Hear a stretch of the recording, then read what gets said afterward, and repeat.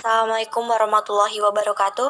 Salam sejahtera untuk kita semua. Shalom, Om Swastiastu, Namo Buddhaya, salam kebajikan. Puji syukur kepada Tuhan Yang Maha Esa karena telah memberikan kesehatan kepada kita semua. Perkenalkan, saya Salsafira Intania Rizky dari jurusan Psikologi dengan NIM 2210801013 bersama para rekan saya yang bernama Arlenda Eka Yunanta dengan NIM 2210801010. Lalu yang kedua ada Andi Saskia dengan NIM 2210801011.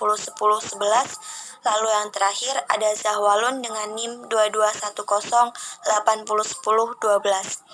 Pada video kali ini kami akan menjelaskan sedikit materi tentang partisipasi politik masyarakat dalam demokrasi. Demikian penjelasannya, selamat menyaksikan. Assalamualaikum warahmatullahi wabarakatuh. Perkenalkan, nama saya Arlinda Eka Yunanta, NIM 221080101010. Partisipasi masyarakat. Menurut Menteri Koordinator Bidang Politik, Hukum dan Keamanan, Wiranto, bahwa partisipasi pemilih pemilu serentak 2019 sangat tinggi, yakni mencapai 80,90%. Angka tersebut bahkan lebih tinggi dari target yang ditetapkan oleh Komisi Pemilihan Umum (KPU), yakni sebesar 77,5%. Kondisi ini berbeda dengan periode-periode sebelumnya. Namun, partisipasi yang tinggi ini belum cukup menggambarkan baiknya kualitas demokrasi, karena ketika periode Orde Baru, negara telah jauh terlibat dalam merekayasa sistem pemilu dan memobilisasi suara pada kelompok atau golongan tertentu. Setelah Orde Baru, tampak meningkatnya partisipasi masyarakat dalam memilih tidak lepas dari beberapa faktor. Pertama, peran media sosial yang secara terus-menerus membentuk opini kepada masyarakat agar memberi hak suara ketika pemilu. Pengguna internet di Indonesia sebesar 132 juta orang. Jumlah tersebut menunjukkan bahwa setengah atau lebih dari 50% penduduk Indonesia telah bisa mengakses internet. Pengguna media sosial mencapai 49% populasi pengguna internet di Indonesia. Fakta dengan meningkatnya angka pengguna media sosial ini pada akhirnya telah membawa persaingan baru bagi partai politik dan kandidat dalam Pilkada serentak 2018 dan Pemilu serentak 2019. Media sosial juga dapat meningkatnya interaksi masyarakat dengan partai politik maupun kandidat.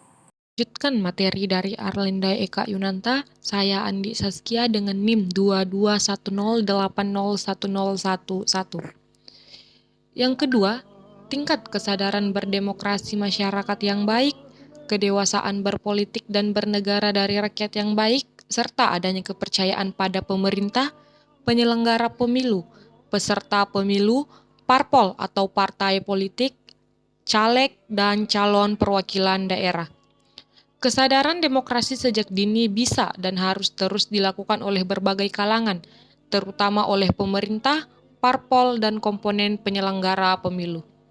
Hal ini penting sebagai upaya terus-menerus dan berkelanjutan untuk membangun bangsa dengan menciptakan iklim demokrasi yang bersih, sehat, dan cerdas sedari dini, guna mengetahui hak-hak dan kewajiban warga negara, terutama dimulai dari kalangan pemuda, pelajar, dan mahasiswa. Ketiga, daya pikat pasangan Capres-Cawapres Pemilu 2019, terutama bagi kalangan milenial, juga sangat menentukan dalam menaikkan grafik angka pemilih. Hal ini bisa dipahami karena polarisasi yang terbentuk oleh dua kubu selalu menampilkan kampanye program yang berbeda. Bagi kubu petahana, apa yang sudah dilakukan sebelumnya adalah sebuah prestasi yang harus dilanjutkan.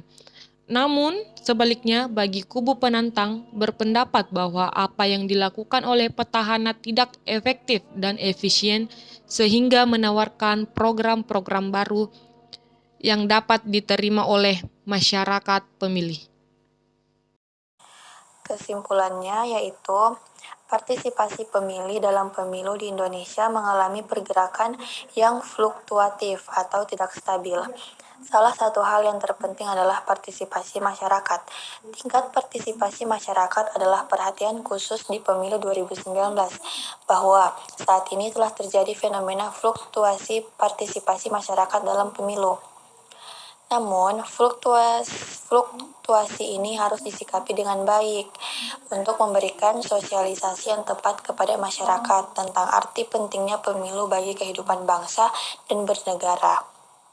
Hal ini tidak terlepas dari beberapa faktor, yaitu peran media sosial, tingkat kesadaran berdemokrasi masyarakat yang baik, kedewasaan berpolitik dan bernegara dari rakyat yang baik, serta adanya kepercayaan pada pemerintah, penyelenggara pemilu, peserta pemilu, parpol, caleg, dan calon perwakilan daerah, serta daya pikat pasangan capres dan cawapres.